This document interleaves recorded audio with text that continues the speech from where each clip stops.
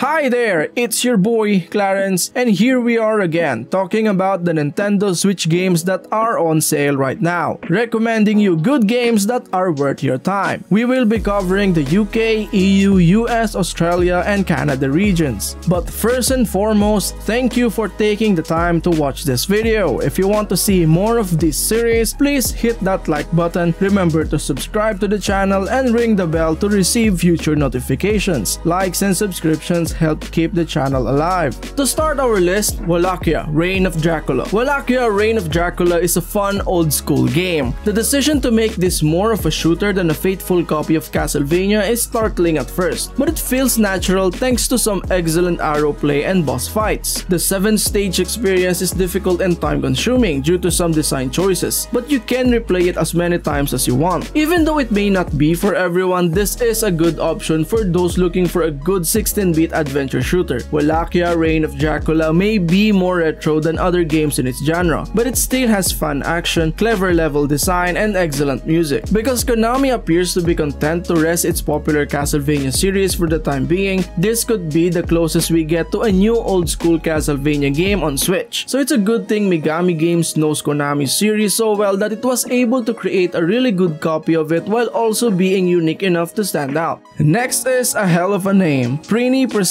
NIS Classics Volume 2 Makai Kingdom, Reclaimed and Rebound, ZHP Unlosing Ranger vs Darkdeath Evilman. Prinny has brought you fans of tactical RPGs who haven't played either of the games in NIS Classics Volume 2 should purchase it. Both Makai Kingdom and ZHP Unlosing Ranger vs Darkdeath Evilman are fantastic games, but Unlosing Ranger was overlooked at the time and now has the opportunity to shine on a larger stage. There is still nothing like it on the market, and even after nearly 2 decades, Makai Kingdom's take on tactical combat hasn't been replicated. This second NIS Classic set is fantastic. It includes 2 games that not only have stood the test of time, but also have ideas that haven't been done to death since they were released. Prinny presents NIS Classics Volume 2 surprised and delighted me even more the first collection. This collection is a must-play if you're looking for some classic SRPG or mystery dungeon fun dude. Next is Dungeon of the Endless. Dungeon of the Endless appears to be a bad game at first glance, but it's actually a fun and addictive game. Some players may be put off by the poor tutorial and ambiguous controls at first, but if you can get past that, Dungeon of the Endless is a fun blend of dungeon crawling and tower defense. Even if the Switch version does not have the best controls, the fact that it is portable makes it a great fit for the game, and people who have played the PC version may want to give this one a try. On the Nintendo Switch, Dungeon of the Endless is still a great and cruel mix of roguelike, tower defense, RPG, and strategy games. Even though the port occasionally stumbles when there are too many enemies on screen, the game plays well whether you use a pad or touchscreen to move forward. It makes you feel bad every time, but it's charming and deep enough to make you want to try again and be more thoughtful.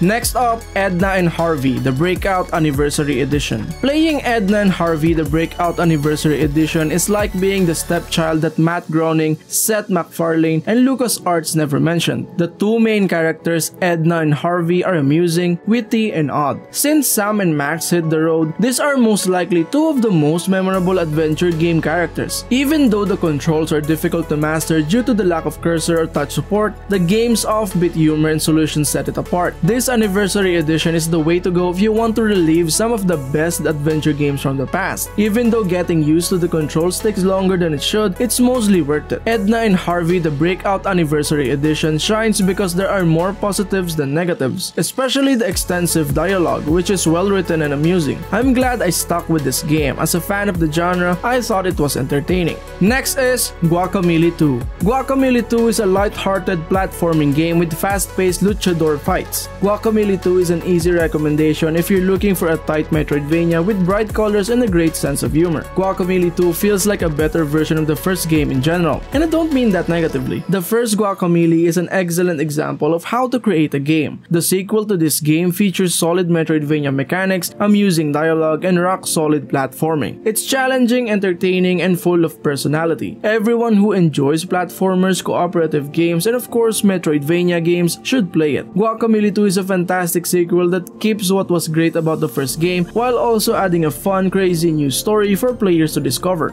Next is AER Memories of Old. Considering the game style, the story contains a surprising amount of emotion. The music and sound effects work in tandem to create a specific mood. There isn't much wrong with this, except that the saves may not be clear enough at first, requiring you to replay the first part. A sequel would be inappropriate for the story, but it would be fantastic if other stories were told in the same inventive manner as AER Memories of Old. Despite the fact that there doesn't appear to be anything new after the game, the moving story is reason enough to play it again and become lost in its skies. Overall, playing the game is a pleasurable experience. It doesn't do anything particularly novel, but almost everything about it works well together, both visually and functionality. It's a fun way to travel around the world in an exploration game with a world you'll want to see. Next up, Severed. Severed loses little, if anything, by coming to Nintendo Switch. It gives the player more space to enjoy the beautiful environments, and while the console can be difficult to play with one hand for extended periods of time, that is not a reason to avoid this game. Because it is short, you might think Severed is a game for a rainy, boring day, but it isn't. This is one of the few must-have Nintendo Switch games. Severed is an action-adventure game that is a joy to play from start to finish, with well-designed dungeons full of fun puzzles and a fun combat system. You'll probably want to play more of the game when it's finished. After 6 hours, you'll be done with the main story and want to play more. But that's not a problem. If you have the means, I strongly advise you to try this one. Next up,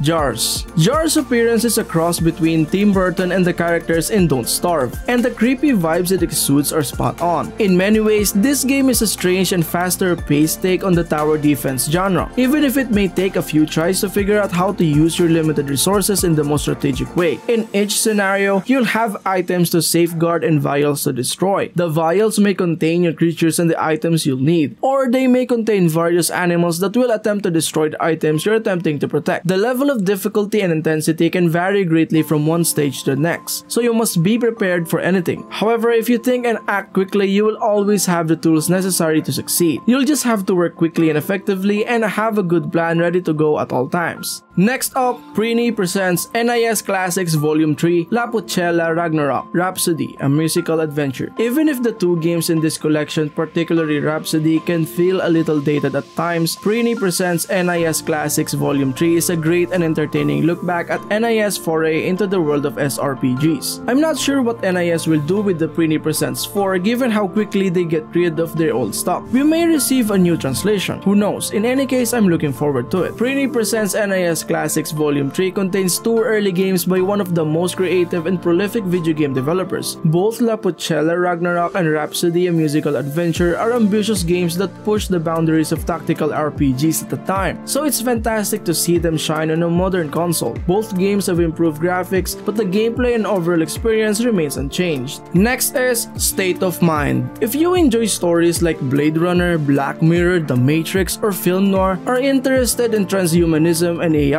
like to think along with the story and know what to expect and what not to expect from an interactive story game, then this title is worth considering. The most important aspect of an interactive story is, well, the story and how it is told, and that ride has kept me interested from start to finish. There are numerous dramatic scenes and situations. I got goosebumps from a few of them. Gantifo has been writing adult adventure game stories for 20 years, and he did an excellent job with this one. People who are interested in artificial intelligence, privacy, and transhumanism will recognize and appreciate the references, details, and situations that you may think. You can pause and reflect on the stars, trying to figure out what they mean, as in Black Mirror, Blade Runner, or any goodie book. Next up, Disgaea 6, Defiance of Destiny. If you enjoyed Disgaea, you'll most likely enjoy Disgaea 6, Defiance of Destiny. If you've played other SRPGs before, you'll get the most out of this one, but it's a good place to start with the series or the genre as a whole. At the end of the day, all Disgaea 6 requires from a player is a willingness to learn how it works, an appreciation for its peculiar sense of humor, and the fondness for cute anime demons who intentionally cause trouble. As long as you can do that, you'll have a good time with this game. Disgaea 6 Defiance of Destiny is an excellent game that expands the series with new characters and 3D graphics. The battle animations and tactical systems are as important as ever, and the cast carries the story campaign from beginning to end. The new graphics and auto system have some growing pains, but I still had a lot of fun taking down the God of Destruction and showing off off my SRPG skills. Next is Unrailed. Unrailed is similar in style to Minecraft and Terraria, but it offers its own distinct experience. You might end up working on the railroad all day if you try to play a quick game with few friends. Unrailed is both funny and challenging, but it has a steep difficulty curve that will take some time getting used to. This is one of the game's flaws, especially given that multiplayer is its main selling point. Those who are willing to figure out how it works, on the other hand, will be rewarded with a work that is both funny and memorable. Unrailed feels like a party game in a voxel diorama setting. The rules are simple enough for people of all ages to learn and play with their families, but it is not a game for those who want to plan and play in depth. Although the graphics are cute, the camera view masks much of the cuteness, making it difficult to see any kind of detail. Guys, we have a big problem. 88% of you guys are not yet subscribed to the channel. If you are enjoying the videos and not subscribed yet, why not? You're coming back anyways. With all that said, let's get back to the video. Next is Cultist Simulator Initiate Edition. Is Cultist Simulator Initiate Edition a game that I'd like to play? Or am I intrigued by the concept? It's difficult to say, but I'm sure I'll be playing this one for a long time. The writing is excellent, the atmosphere is eerie, and the gameplay is unlike anything else I've seen. Even though I understand why the designers choose to have players learn by doing and that it was done well here, I can't say that it will be enjoyable for everyone. I'm not very good at Cultist Simulator Initiate Edition, and I've only scratched the surface, but I can't get enough of it. Aside from the small text, Cultist Simulator is a real emotional roller coaster, combining horror, joy, disgust, and much more. You'll have to play it a few times before you get hooked, but once you do, you won't want to let go. Next is Felix the Reaper. Felix the Reaper is a fun puzzle game that gets some of the most important details right, such as difficulty, level design, and visual appeal. Despite the fact that the environments aren't as varied and the controls aren't as good, the game works well and should be on your radar if you enjoy puzzle solving as a dancing Grim Reaper. Felix's cool moves and funky beats help us forget how boring or difficult the level become. Having multiple ways to play and set up levels could have kept things interesting. Felix the game may become too difficult for casual fans of this type of game after a certain point, but it may be ideal for those looking for a serious challenge. Even if puzzle games aren't your thing, the writing and Felix's dancing are too good to pass up. Felix the Reaper is the only game you need if you enjoy puzzle games. Next up, Glyph. If you put in the effort to learn how to play Glyph properly,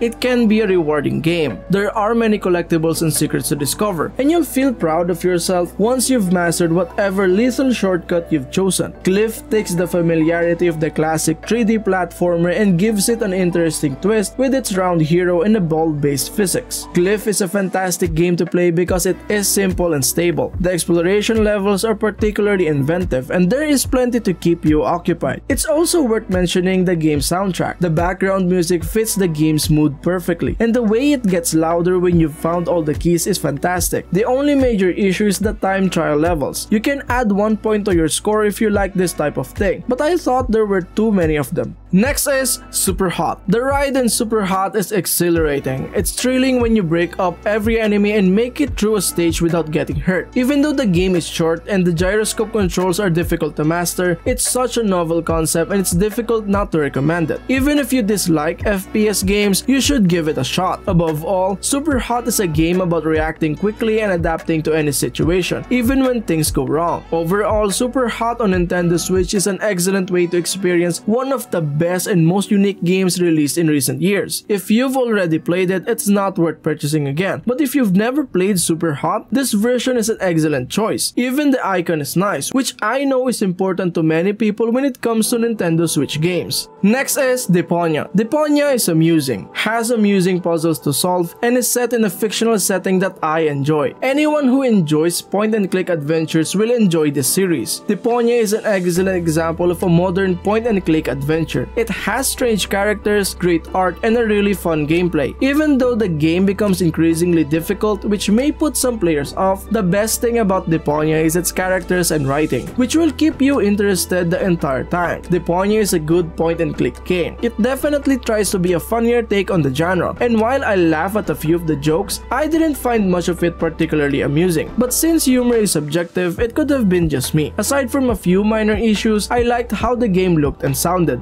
Next is Summer in Mara. Despite the fact that the game had a few bugs and issues, none of them were game-breaking. Some bugs have been fixed and the game is now easier to play. Summer in Mara is a good game for people who enjoy mostly peaceful games with a lot of quests and farming. There is plenty to do in Mara both before and after the game. You can complete quests to obtain various backpack designs and clothing, as well as find all the crabs with messages from early game supporters. There are no more quests after the game ends, but completing all of them is satisfying, and the various environments with items to gather are enjoyable enough to return to. Summer in Mara is a vibrant, colorful adventure with plenty to keep you busy for hours. Fans of this type of games will feel right at home with Koa and her friends, so let's hope this hidden gem is discovered. Next is Urban Trial Tricky. Urban Trial Tricky is a fun spin on a genre that Ubisoft popularized years ago. Even though you'll move through stages quickly, it's a wild ride that's worth taking because you can unlock a lot of things and make it your own. Urban Trial Tricky takes the gameplay of previous games and does an excellent job of adapting it to the trick-based system. If you like to try to get the high score while doing cool tricks, I think you should check it out. The objective of the bike game Urban Trial Tricky is to perform tricks and earn points. This game will make you laugh because it allows you to do some strange and interesting things. It's best to play it in short bursts because it quickly becomes tedious, but even then you'll only get a few hours out of it. Urban Trial Tricky is a cool bike trick game with just enough level variety to keep things interesting. It's simple to learn and play, and it looks great on Switch. Next up, XCOM 2 Collection. XCOM 2 is an all-time classic. The XCOM 2 Collection on the Switch has some technical issues, mostly with frame rate and resolution, but the fact that you can play this amazing game anywhere compensates for any shortcomings. Let's face it, you're not playing XCOM 2 for the graphics. This game has everything you could want in terms of strategy, depth, and fun. The XCOM 2 Collection is a welcome addition to the Switch's game library. It has a good reputation because it is a key component of what is arguably the best tactical RPG series out there, and that reputation has remained almost entirely unchanged since the game's Switch release. The XCOM 2 Collection is brimming with great content that you can enjoy while playing the fantastic SRPG gameplay. It also has some issues with how it runs, but the ability to play it on the go is a nice bonus. Next is Call of Juarez Gunslinger. Call of Juarez Gunslinger is one of the best first-person shooters on the Nintendo Switch. It might not be the best use of your time, but it's entertaining enough that I wanted to play it again right away on a higher difficulty level. If you want to complete the skill trees and obtaining remaining nuggets of truth, you'll need to spend another 8 to 10 hours shooting in an arcade. Call of Juarez Gunslinger is an enjoyable game that transports you to the Wild West. I had a great time shooting my way through the complicated story he told and taking down legendary bandits along the way. Whether what Silas Greaves is telling his audience is true or he is just lying through his teeth. Call of Juarez Gunslinger isn't a classic game, but it's a lot of fun, so it's well worth a look. Next up, Dying Light Definitive Edition. Dying Light Definitive Edition is a fantastic Nintendo Switch port. It demonstrates that you can bring a technically challenging game to the system while still making it enjoyable to play. This version of Dying Light features excellent mechanics, solid gameplay, and a challenging difficulty level. It also includes all of the additional content that has been added to the game since its initial release. A true gem and a great example of how Nintendo Switch games should be altered. Dying Light's Nintendo Switch port is one of the best I've seen. Sure, there are some frame rate and detail trade-offs here and there, but when you're playing on a portable, you almost don't notice. When you combine the massive amount of content, local and online co-op, and new features like gyro controls, you have a fantastic game that can be played anywhere. Even though the graphics and performance aren't as good as they used to be, Dying Light on the Nintendo Switch is still fast and exciting. Next is Warp Shift. Warp Shift is an excellent choice for a couple of hours of puzzle fun. It has a distinct appearance and is pleasing to the eye, and the puzzles are a fun, relaxing way to pass the time. Even though the Nintendo Switch has a plethora of puzzle games, there is still plenty of room for games with clever twists. Warp Shift is a unique game that takes simple concepts and gives them a unique twist, even though it lacks a story, which is a shame given how interesting the world outside of the puzzles appear to be. It is still a lot of fun to puzzle your brain with its friendly characters. Warp Shift is only long enough to take up a portion of an afternoon, but that's more than enough time for me to have a few hours of fun. And last but not the least, Wargroove. Wargroove is easy to dismiss as a knockoff, but the genius is in the details. It has a plethora of modes and maps, so it's not lacking in content. It's also a fantastic game because its core tactics are simple but complex, and it does an excellent job of expanding on the genre. Wargroove may be building on a solid foundation, but it deserves to be crowned on its own. Chucklefish created a strategy strategy game that is a work of art. Any fan of Fire Emblem or Advance Wars will enjoy Wargroove, which could be regarded as Advance Wars' spiritual successor. The game is fantastic in every way, and you should get it right away for your Nintendo Switch. Many people have tried and failed to create a simple and fun turn-based strategy game since Nintendo discontinued Advance Wars, but Wargroove is almost there. This is more than a nostalgic nod or homage. It has a lot to offer, from the smooth animation and funny writing to the deep strategies and different ways to play.